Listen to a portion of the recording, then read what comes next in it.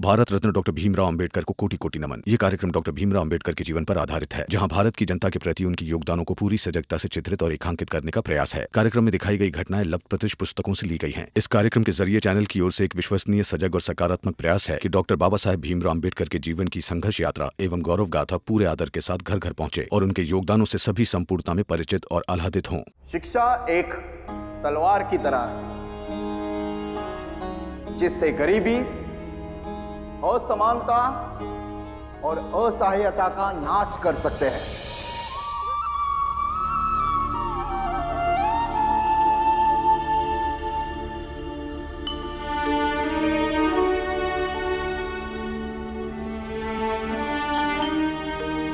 चलिए खाना खा लीजिए।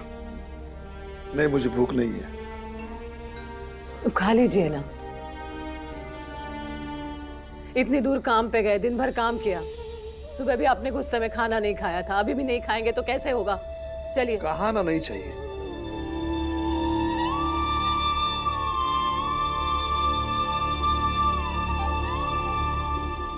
बाबा, अगर आपको मेरे यहाँ रहने से तकलीफ है तो मैं घर छोड़कर ही चला जाता हूँ, ताकि मेरे भाई बहन मुझे कभी ढूंढ ना पाए।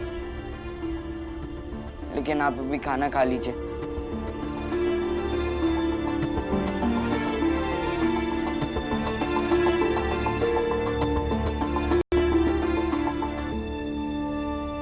बाबा, ये तो गलत बात है ना। जब हम भाई बहन गुस्सा आते हैं तब आप कहते हैं कि बात करो। समस्या पर बात करने से समाधान निकलता है, और आज आप भी चुप हैं। बात तो कीजिए बाबा। मेरा बाप बनने की कोशिश मत कर। बच्चा है, बच्चे की तरह रहे।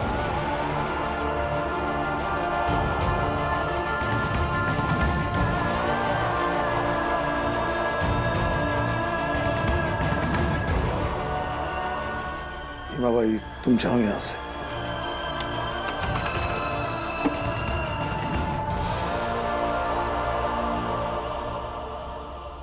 क्या ढूंढ रहा है तू? बीवा,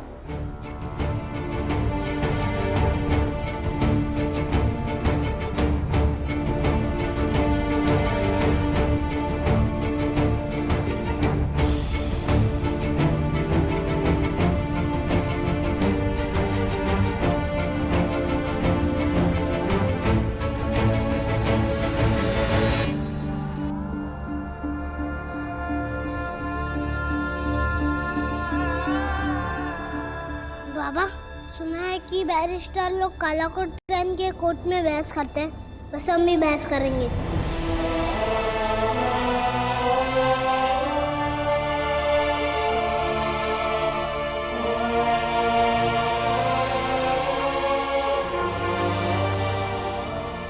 तू मुझसे बहस करेगा? हाँ बाबा, ताकि समस्या का हल निकल पाए। आई बुआ, दीदी, भैया आ जाओ। गंगा दीदी, सारी थालियां रख दो। आज हम बहस करेंगे। ये क्या कोई कोर्ट है क्या? हाँ बाबा, ये कोर्ट है। इज्जत है और बाला भी हम मुजरिम। हम दोनों बैरिस्टर और बाकी के सब लोग गवाह।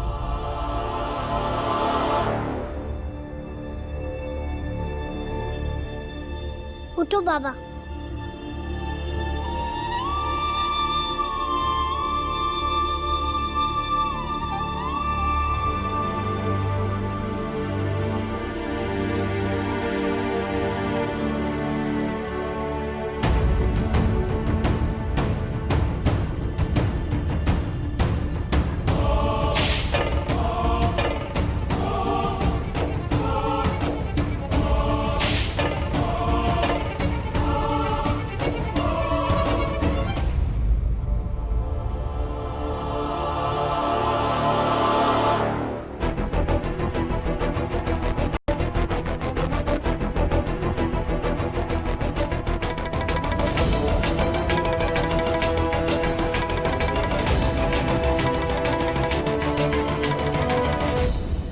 बाबा, पहले आप अपनी बात कीजिए, फिर मैं अपनी बात करता हूँ।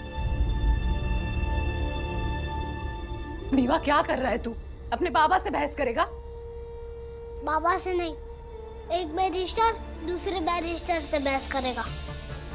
क्या तुम लोग भी इसकी बातों में आ गए? बंद करो ये नाटक। गंगा चल खाना लगा। दीदी खाना खाते हैं। किताबें मनुष्य के लिए होती है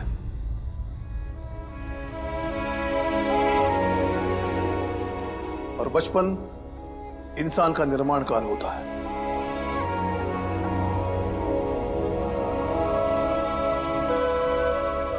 किताबों के लिए कोई विकल्प नहीं है।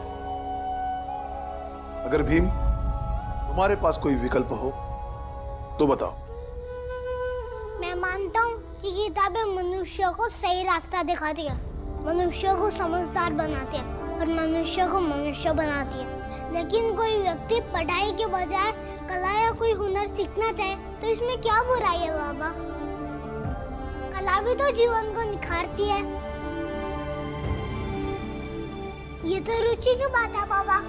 कोई पढ़ाई करके मनुष्य बनता है और कोई कला के साथ ना करके।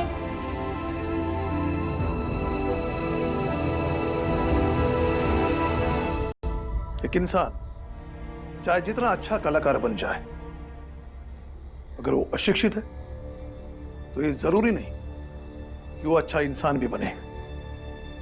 हर पढ़ा लिखा आदमी अच्छा मनुष्य बन जाए ये भी तो जरूरी नहीं है ना बाबा। इसलिए बच्चों की रुचि पे ध्यान देना चाहिए।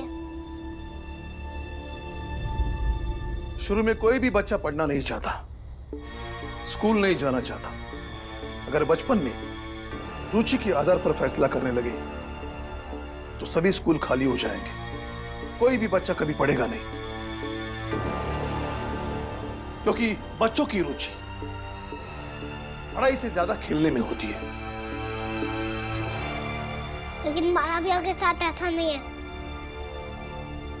उन्होंने स्कूल जाके भी देख लिया, इनकी पढ़ाई में रुचि नहीं है और जिसमें इनकी रुचि है उसमें पागलपन की हद तक है। ये सब कहने की बातें हैं बाबा, मैं इसका सबूत दे सकता हूँ। चलो बाला भैया।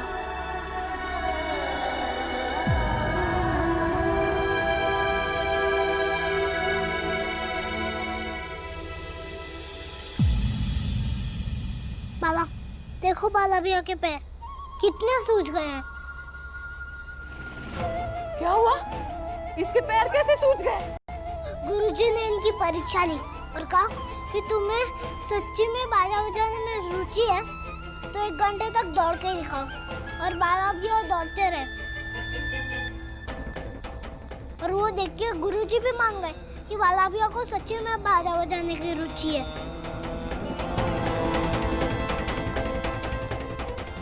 इन्हें बाजा ही बजाना चाहिए।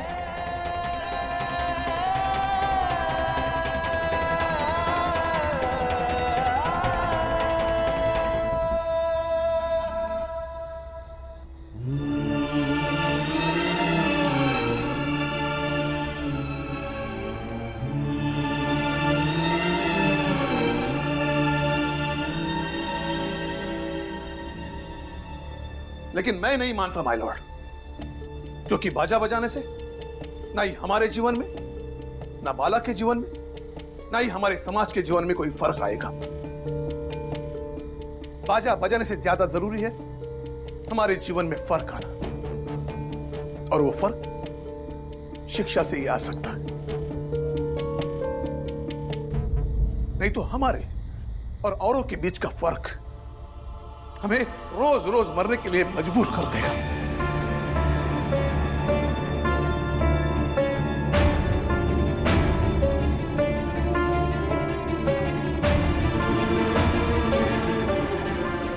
माय लॉर्ड, मुझे इनकी बातें समझ में नहीं आ रही।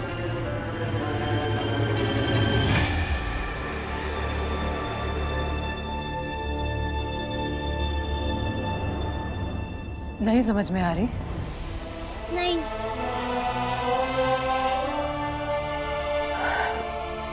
तो मैं समझाती हूँ।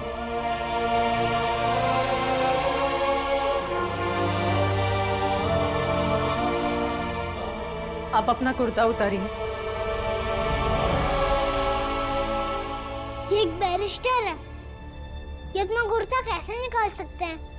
हाँ, लेकिन अभी ये एक गवाह है, और ऐसे पिता जो अपने बच्चों की पढ़ाई लिखाई के लिए और उनके भविष्य के लिए कुछ भी कर सकते हैं, और अगर ये भी सबूत नहीं देंगे तो समझ में ही नहीं आएगा ना ये क्या कह रहे हैं।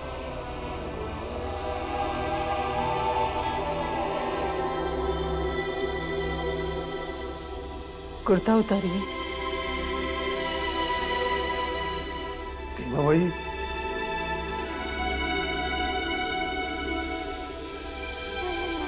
अब कीजिए ना।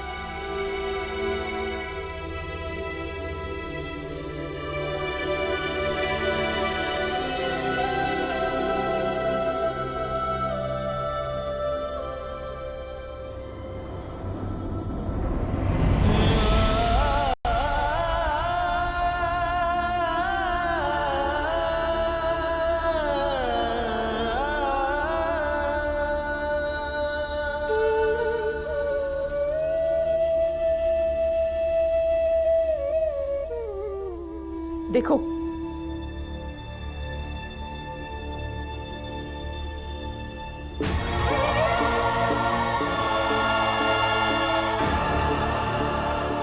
अच्छी तरह से देख लो।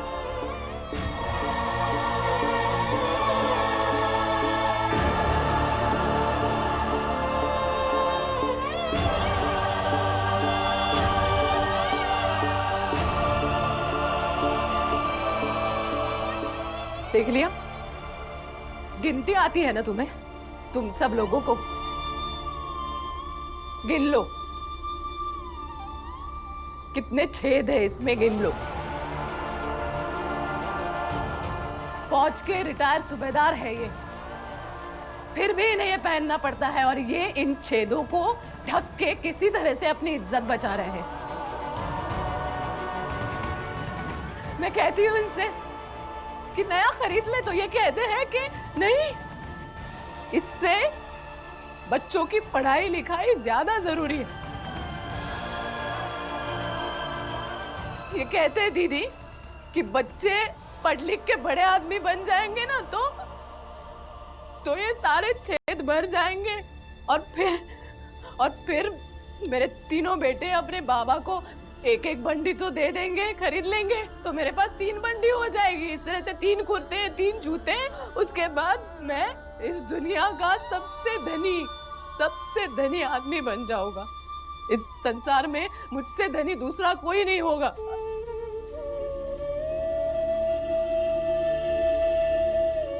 तो भीवा,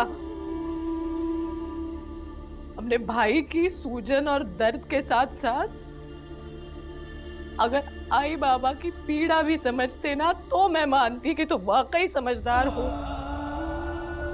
अपने भाई बहनों के इच्छा के साथ अपने आई बाबा की अभिलाषा भी समझनी चाहिए बीबा।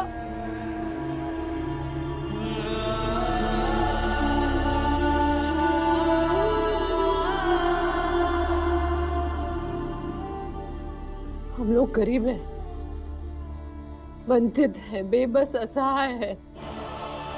समाज घृणा करता है हमसे, इतनी घृणा कि हमें हमारे पदचिन्हों को मिटाने के लिए मजबूर किया जाता है। इसी समाज ने हमें एक दलदल में धंसकर मरने के लिए छोड़ रखा है। इसमें से हमें तुम नहीं निकालोगे तो कौन निकालेगा? कौन?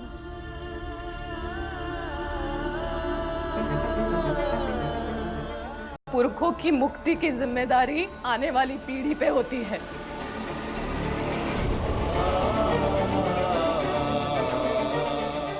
तुम लोग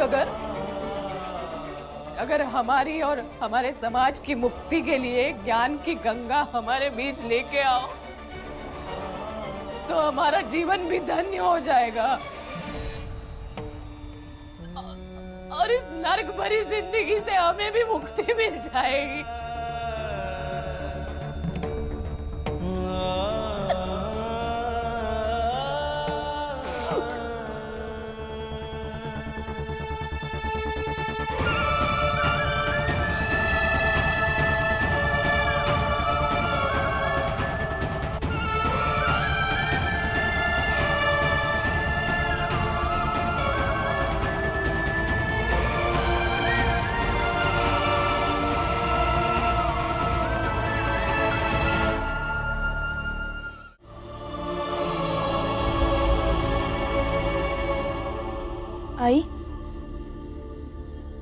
सो गई क्या?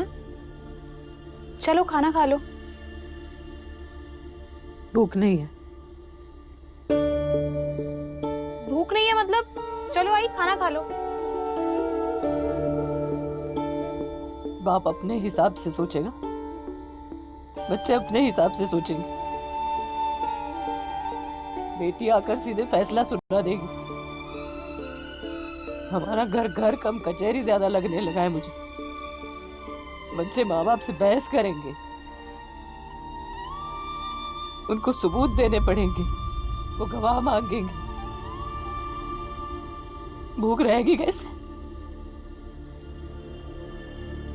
जाओ तुम लोग खाना खाओ और उन सबको भी खिला देना।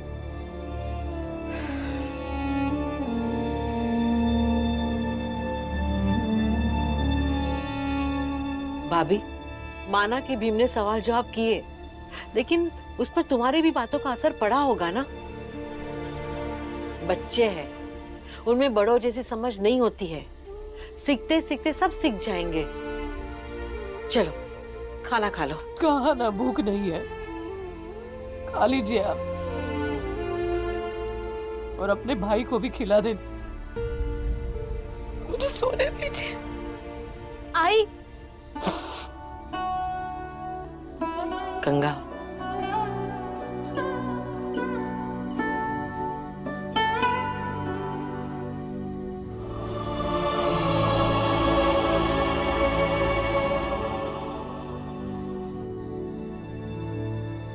अपने भाई बहनों की इच्छा के साथ अपने आई बाबा की अभिलाषा भी समझनी चाहिए बीबा।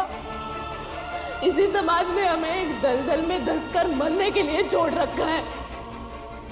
इसमें से हमें तुम नहीं निकालोगे तो कौन निकालेगा? कौन? पुरखों की मुक्ति की जिम्मेदारी आने वाली पीढ़ी पे होती है। अगर हमारी और हमारे समाज की मुक्ति के लिए ज्ञान की गंगा हमारे बीच लेके आओ तो हमारा जीवन भी धन्य हो जाएगा और इस नर्क भरी जिंदगी से हमें भी मुक्ति मिल जाएगी। भीम, बाबा ने बाद में कुछ बोला ही नहीं। मुझे तो समझ नहीं आ रहा है कि वो तेरी बात मान गए हैं या नहीं। भीम, बाबा तुम्हारी बात माने या ना माने, लेकिन जिंदगी में मैं ये एक बात कभी नहीं भूल सकता। मुझसे छोटे होने के बावजूद मेरे लिए बाबा को समझाने की कोशिश की। मैं जिंदगी में बाबा से इस तरीके से बात नहीं कर पाता। भीम, तो हम सबके लिए कितना कुछ सोचता है। माला भैया, मैं सही कह रही थी कि हमें इस दलदल से निकलना है तो हमें पढ़ाई भी करनी होगी। मैं आपको ये नहीं कह रहा हूँ कि आप बाजा बजाना छोड़ दो, लेकिन आप पढ़ाई भी मत छोड़ो। आप बाजा बजाकर पैसे कमा सकते हो, लेकिन इज्जत, आपको इज्जत कमानी है तो आपको पढ़ाई भी करनी होगी। इसलिए आप बाजा भी बजाओ और पढ़ाई भी करो। भीम सही कह रहा है वाला भैया। भीम, तुझे बाबा से बहस करने की क्या जरूरत थी? ऐसे ही नाराज थे, सुबह से कुछ नहीं कहा है और अभी भी ना कहा चले गए। और तो आई ने भी खाने से मना कर दिया और ये सब हुआ बाला भैया आपकी वजह से। हाँ बाला भैया, आपकी वजह से।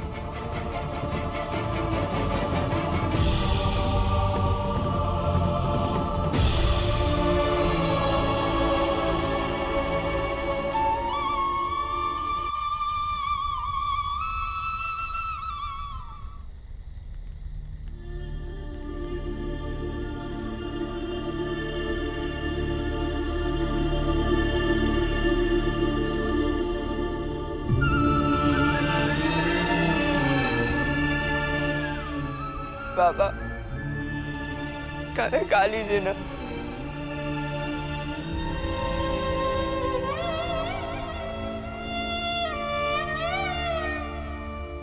बाबा, आपको पढ़ाई पसंद है, इसलिए मैं आपको गलत लग रहा हूँ। और और मैं मानता हूँ जो आप और आई कह रहे हो वो भी सही है, लेकिन मुझे हमारी गरीबी अच्छी नहीं लगती। मैं आप लोग को तकलीफ में नहीं देख सकता।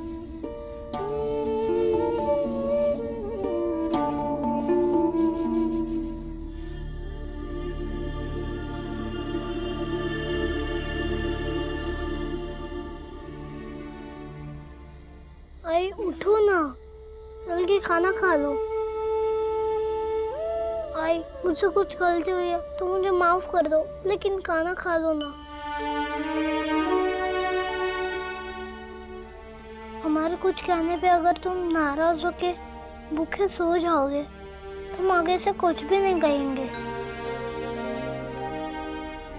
उठो ना आई, खाना खा लो।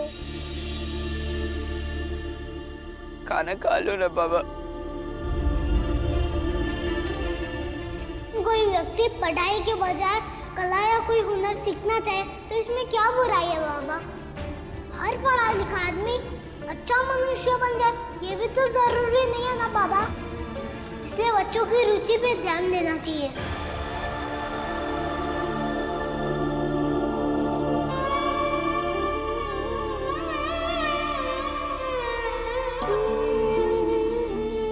खा लीजिए बाबा।